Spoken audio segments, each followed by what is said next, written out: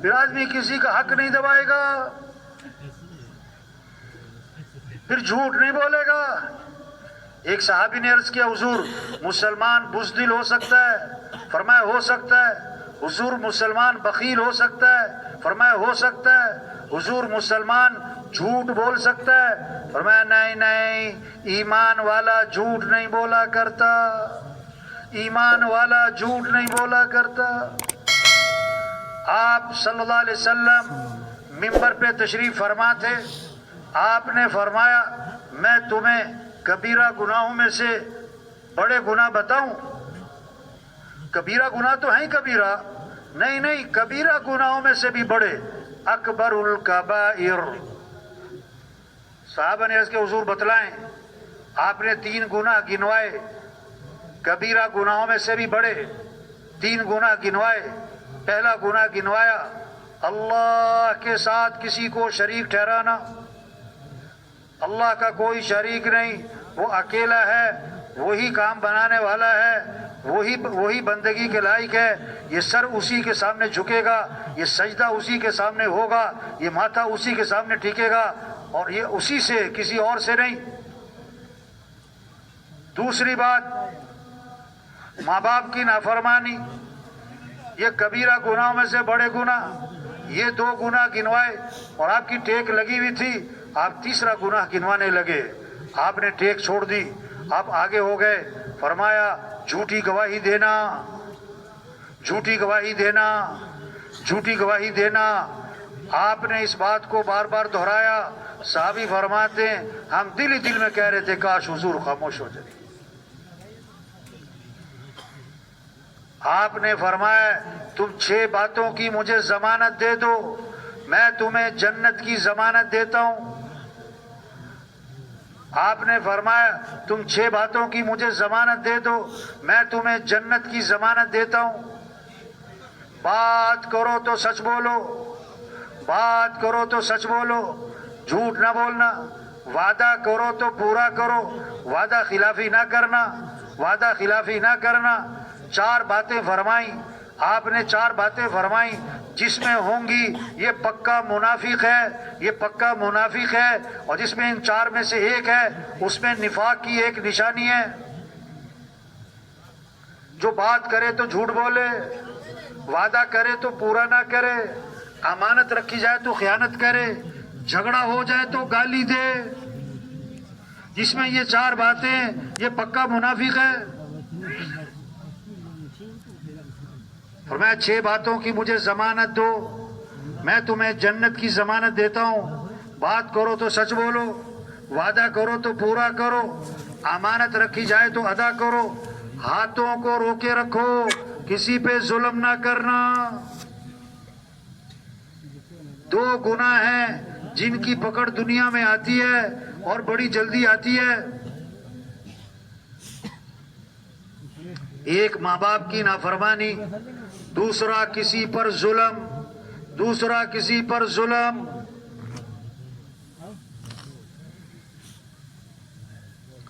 ایک حدیث میں آتا ہے اگر کسی پرندے کو ذبح کیا، کسی پرندے کو ذبح کیا اور اس کو پھینک دیا، یہ پرندہ قیامت کے دن اس کو پکڑے گا اور اللہ سے کہے گا، اللہ سے پوچھ اگر اس نے مجھے کھانا نہیں تھا تو مجھے کیوں ذبح کیا؟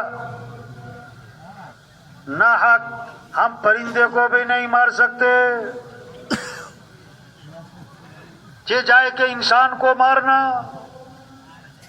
حدیث میں آتا ہے اگر سارے انسانوں نے مل کر ایک آدمی کو ناحق قتل کیا، ایک آدمی نے نہیں، سارے انسانوں نے مل کر ایک آدمی کو ناحق قتل کیا، اللہ اس ایک ناحق قتل کے بدلے میں ان سارے انسانوں کو جہنم میں ڈال دے گا۔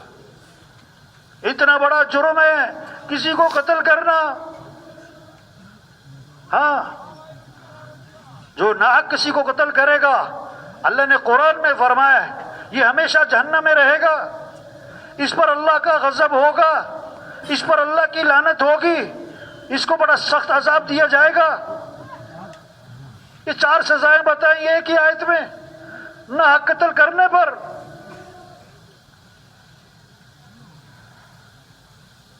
دو قصے آتے ہیں حدیث میں. نیک عورت تھی, بلی کو باندھ دیا, کھانے کو کچھ نہ ڈالا, بلی بھوکی مر گئی. اللہ نے بلی پر ظلم کرنے کی وجہ سے نیک عورت کو جہنم میں ڈال دیا. دوسرا قصہ آتا ہے, فاحشہ عورت تھی, کتے کو دیکھا کنویں کے پاس کھڑا ہے, پیاس لگی ہوئی ہے, کنویں میں اتر نہیں سکتا ہے. اس نے دوپٹہ اتارا, جوتا باندھا, پانی بھرا, کتے کو پانی پلایا. اللہ نے فاحشہ عورت کی کتے کو پانی پلانے کی وجہ سے مغفرت فرما دی. ہاں ظلم, ہاں اس کی پکڑ دنیا میں. کتابوں میں قصہ لکھا ہے, مچھلی لے کے جا رہا ہے غریب آدمی, بچوں کی روزی. ایک بگڑا ہوا انسان, ہاں تکبر میں بھرا ہوا انسان, اللہ کو بھولا ہوا, آخرت کو بھولا ہوا, ہاں اس سے مچھلی چھین لیتا ہے. اس نے بڑی منت کی, میرے بچوں کی روزی ہے اور میرے بچے بھوکے, چلو بھاگو یہاں سے. اوہو, مظلوم کچھ نہ کر سکے گا, بد دعا دے گا. ہاں انگوٹھوں میں بیماری لگی, طبیب کے پاس گیا, اس نے کہا دونوں انگوٹھے کاٹنے پڑیں گے ورنہ بیماری آگے نکلے گی. انگوٹھے کٹ گئے, بیماری آگے نکل گئی.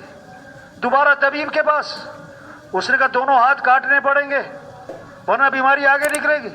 دونوں ہاتھ کٹ گئے, بیماری پھر بھی نکل گئی. پھر گیا, اس نے کہا دونوں ہاتھ کونیوں تک کاٹنے پڑیں گے. ہاتھ کٹ گئے کونیوں تک, بیماری پھر بھی نکل گئی. پھر طبیب کے پاس, طبیب نے کہا یہ کوئی بیماری نہیں لگتی, یہ تو مجھے کسی کی بددعا لگتی ہے. اور تو نے کسی پہ ظلم تو نہیں کیا؟ کہ ہاں ایک بندے سے مچھلی چھینی تھی, اس کے بعد یہ مسئلہ ہوا کہ جا اسے تلاش کر ورنہ تیرا جسم گل کے ٹکڑے ٹکڑے ہو کے مر جائے گا. تو تلاش میں نکلا, ایک جگہ مل گیا, اس کے پاؤں پڑ گیا, اور مجھے اللہ کے لیے معاف کر دے. کون ہو؟ وہ جس نے مچھلی چھینی تھی. یہ کیا ہوا ہے؟ اس کے بعد بیماری لگی ہے, تو نے بد دعا تو نہیں دی؟ کہ ہاں میں نے تجھے بد دعا دی تھی. مظلوم کی بد دعا سے بچو, اس کے اور اللہ کے درمیان کوئی رکاوٹ نہیں. اس نے کہا مجھے اللہ کے لیے معاف کر دے. اس نے کہا معاف تو نہیں کرنا تھا, تیری حالت دیکھ کے ترس آتا ہے, جا میں تجھے معاف کرتا ہوں. ہاں ظلم نہیں کرنا ہے, ظلم نہیں کرنا ہے. جوانی کے نشے میں, پیسے کے نشے میں, عہدے کے نشے میں, اختیارات کے نشے میں, اللہ ہے, آخرت ہے, اللہ دیکھ رہا ہے.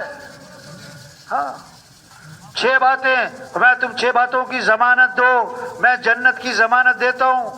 بات کرو تو سچ بولو, وعدہ کرو تو پورا کرو, امانت رکھی جائے ادا کرو, ہاتھوں کو روکے رکھو, کسی پہ ظلم نہ کرنا, اپنی آنکھوں کی حفاظت کرو, غلط مت دیکھنا, اپنی شرمگاہ کی حفاظت کرو, اپنی شرمگاہ کی حفاظت کرو. یہ 6 باتوں کی تم مجھے ضمانت دو. اللہ کے نبی نے فرمایا میں تمہیں جنت کی ضمانت دیتا ہوں. اور ایک حدیث میں آتا ہے 2 باتوں کی ضمانت دے دو, میں تمہیں جنت کی ضمانت دیتا ہوں. ایک وہ جو 2 جبڑوں کے درمیان یعنی زبان, اور ایک وہ جو 2 رانوں کے درمیان یعنی شرمگاہ. ان 2 باتوں کی تم مجھے ضمانت دو, میں تمہیں جنت کی ضمانت دیتا ہوں. ہاں ایمان بنے, اعمال کا شوق آئے, اخلاق اچھے ہوں, معاملات صاف ستھرے ہوں. برکت حلال میں ہے, حرام میں نہیں. برکت حلال میں ہے, حرام میں نہیں. 2000 کی چارپائی حلال کی, 5 لاکھ کا بیڈ حرام کا, مزے کی نیند, یہ 2000 کی چارپائی پہ آئے گی. 2 مرلے کا مکان حلال کے پیسوں کا, 10 کنال کا بنگلہ حرام کے پیسوں کا. گھر میں سکون, گھر میں جو سکون وہ حلال کے پیسوں سے. آج لوگ برکت نہیں چاہتے, کثرت. بکری 1-2 بچے دیتی ہے، کتیا 8-10، کتیا 8-10، ریوڑ کس کے نظر آتے؟ بولو بھائی.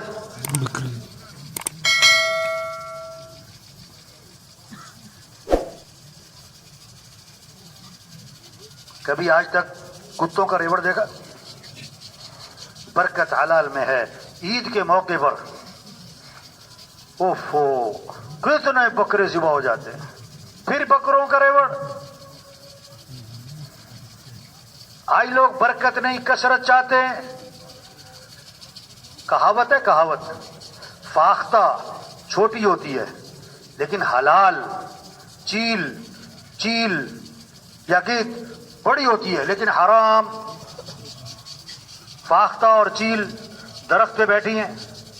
شکاری آیا بندوق لے کے. فاختہ نے چیل سے کہا بھاگ جا، مارے گا. چیل نے کہا میں حرام تو حلال، یہ تجھے مارے گا، تو نکل. فاختہ نے کہا میری مان، اس نے مجھے نہیں مارنا، تجھے ہی مارنا ہے، نکل لے. ابھی ان کی بات چیت چل رہی، اس نے مارا نشانہ چیل کو. چیل جا کے نیچے گری اور تڑپ رہی. فاختہ نے کہا میں نے تجھے کہا نہیں تھا بھاگ جا. آج کل لوگ حلال حرام کو نہیں دیکھتے، موٹے مال کو دیکھتے. کس کو دیکھتے؟ ہاں، یہ سمجھنا ہے میرے بھائی، برکت حلال میں ہے. اپنی کمائیوں کو پاکیزہ بنانا ہے، اپنے معاملات کو صاف ستھرا بنانا ہے. ہاں، اپنے رب کو راضی کرنا ہے.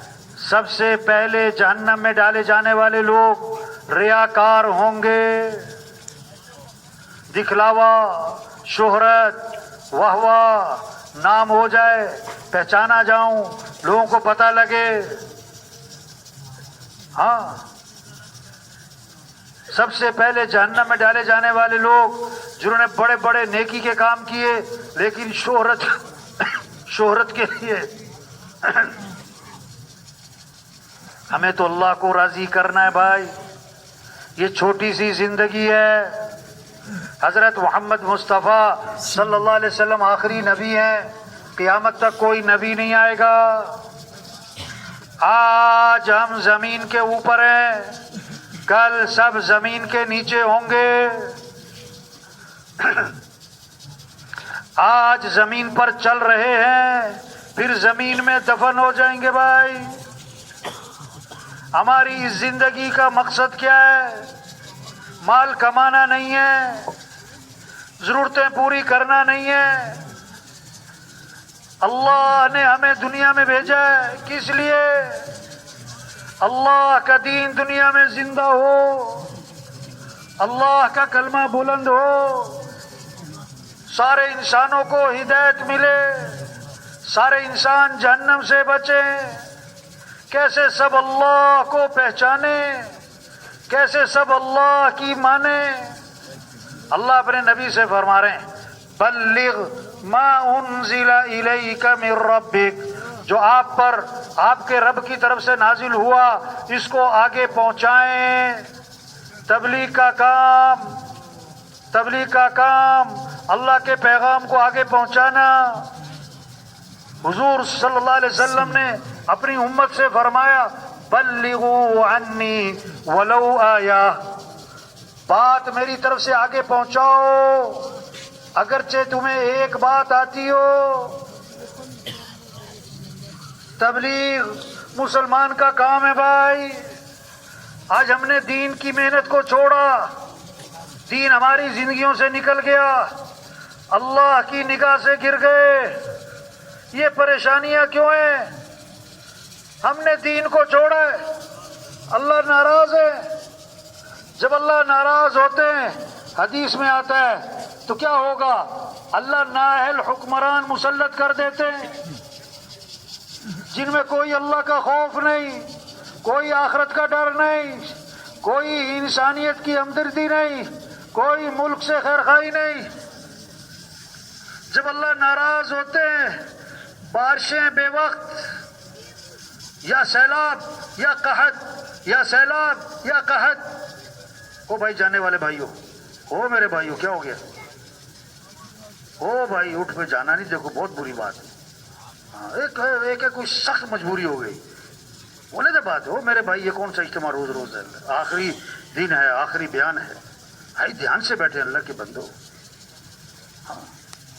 جب اللہ ناراض ہوتے ہیں یا قحط ہوگا یا سیلاب ہوں گے، جب اللہ ناراض ہوتے ہیں مال بخیلوں کے ہاتھ میں، جو خواہشات پہ خرچ کریں، جو بڑی بڑی عمارتیں بنانے پہ خرچ کریں، جو بڑے بڑے فنکشنوں پہ تقریبات پہ خرچ کریں، جب اللہ ناراض ہوتے ہیں مرد نہیں عورتیں حکمران بننی شروع ہو جاتی ہے۔ جب دین ہوگا اللہ راضی ہوں گے، جب اللہ راضی ہوں گے تو کیا ہوگا؟ اللہ اچھے حکمران عطا فرمائیں گے، جن کے دلوں میں اللہ کا خوف، جن کے دلوں میں انسانیت کی ہمدردی، جن کے دلوں میں آخرت کی فکر۔ جب اللہ راضی ہوں گے بارشیں وقت پر ہوں گی، ضرورت کے مطابق ہوں گی۔ جب اللہ راضی ہوں گے مال سخیوں کے ہاتھ میں جائے گا، جو تلاش کریں گے کون مقروض، کون بیوہ، کون یتیم، کون مسکین، کون بھوکا۔ جب اللہ راضی ہوں گے مرد حکمران بنیں گے، مردوں کی چلے گی۔ ہاں یہ وہ محنت ہے جس سے دین آئے گا۔ دین آئے گا تو امن قائم ہوگا، دین ہوگا تو محبتیں ہوں گی، دین ہوگا تو سچ زندہ ہوگا، دین ہوگا تو عدل ہوگا، دین ہوگا تو حیا ہوگی، دین ہوگا تو ایثار آئے گا، دین آئے گا تو سخاوت ہوگی۔ ہاں مسئلوں کا حل دین ہے بھائی، دین آئے گا اس دعوت والی محنت سے۔ یہ تبلیغ کا کام، یہ مسلمان کا کام، پہلا کام، بڑا کام، اہم کام، اونچا کام، ایک ایک سے توبہ کروانا۔ او بھائی توبہ کر لے بھائی، 1000 گناہ ہیں، لاکھ گناہ ہیں، کروڑ گناہ ہیں۔ اللہ فرماتے ہیں آدم کے بیٹے اگر تیرے گناہ زمین سے اٹھتے اٹھتے تہ بتہ چڑھتے آسمان کی چھت کو جا لگے، دن کے گناہ، رات کے گناہ، پورے مہینہ، پورا سال، گرمی سردی، زبان سے گناہ، آنکھ سے گناہ، کان سے گناہ، کمائی میں گناہ، خرچ کے گناہ، اگر تیرے گناہ زمین سے اٹھ کر آسمان کو جا لگے، اللہ فرماتے ہیں اتنے گناہ کرنے کے بعد بھی اگر تو میرے سے معافی مانگ لے گا تو میں تیرے سارے گناہ معاف کر دوں۔ ہاں شیطان دشمن ہے، ہمیں دین سے دور رکھتا ہے، مسجد سے دور رکھتا ہے، دین کی باتیں سننے سے دور رکھتا ہے۔ شیطان نے اللہ سے کہا کہ اللہ تیری عزت کی قسم، جب تک تیرے بندوں کے جسم میں روح موجود ہے میں انہیں گمراہ کرتا رہوں گا۔ یہ شیطانی چکر ہے، یہ برائیاں، یہ 2 نمبریاں، یہ دین سے دوری۔ شیطان نے اللہ سے کہا کہ اللہ تیری عزت کی قسم، جب تک تیرے بندوں کے جسم میں روح موجود میں گمراہ کرتا رہوں گا۔ اللہ نے 3 قسموں کے ساتھ جواب دیا، فرمایا میری عزت کی قسم، میرے جلال کی قسم، میرے بلند مرتبہ ہونے کی قسم، یہ جب تک میرے سے معافی مانگتے رہیں گے میں بھی انہیں معاف کرتے رہوں۔ اللہ چاہتے ہیں بندہ توبہ کرے۔ یا ایھا الذین آمنوا توبوا الی اللہ توبۃ نصوحا، اے ایمان والو توبہ کر لو۔ توبہ کا معنی ہے لوٹ آؤ اللہ کی طرف، دین کی طرف، شریعت کی طرف، سنت کی طرف، اعمال کی طرف، حیا کی طرف، نبی پاک صلی اللہ علیہ وسلم والی تعلیمات کی طرف لوٹ آؤ۔ وَتُوبُوا إِلَى اللَّهِ جَمِيعًا أَيُّهَا الْمُؤْمِنُونَ لَعَلَّكُمْ تُفْلِحُونَ، اے ایمان والو لوٹ آؤ، توبہ کر لو سب کے ساتھ تاکہ تم فلاح کو پہنچو۔ ہمارے مسئلوں کا حل توبہ ہے، ہمارے مسئلوں کا حل اللہ کی طرف رجوع ہے۔ اللہ خوش ہوتے ہیں جو اللہ سے معافی مانگتا ہے، اور کتنا خوش ہوتے ہیں۔ حضور صلی اللہ علیہ وسلم مثال دے کے سمجھا رہے ہیں، اونٹنی پہ سوار ہے، کھانا پانی اونٹنی پہ ہے، جنگل کا سفر ہے، تھک گیا، آرام کرنے کے لیے درخت کے نیچے لیٹ گیا، اونٹنی کو چھوڑ دیا، چر لے، کھا پی لے۔ جب آنکھ کھولی اونٹنی غائب، بہت تلاش کیا، اونٹنی نہ ملی۔ اب اسے یقین ہو گیا مجھے مرنا ہے، جنگل، کھانا نہیں، پانی نہیں، سواری نہیں، منزل کا آتا پتہ نہیں، اب مجھے مرنا ہے۔